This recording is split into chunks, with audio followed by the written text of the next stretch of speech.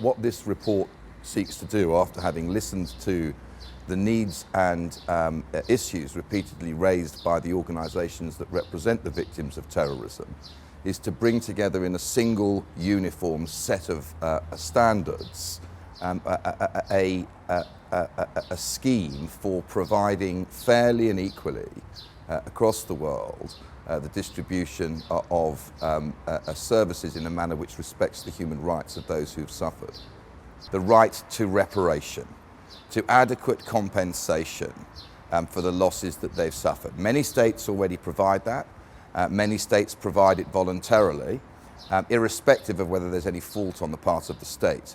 But many states do not.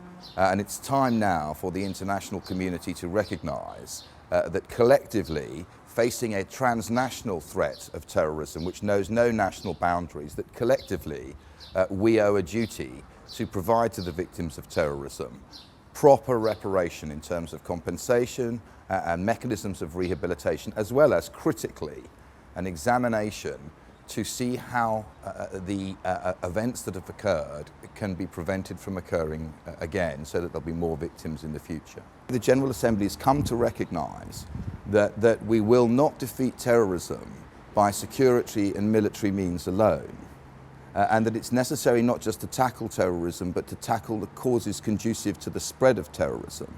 And one of those causes is the dehumanisation of the victims of terrorism, and another, as the General Assembly itself recognises, is the abuse of human rights in states' counter-terrorism policies. And if the aim in the end is to prevent more people from becoming victims of terrorism, the answer isn't waterboarding or Abu Ghraib. The answer is to listen to what the victims really need and meet their needs.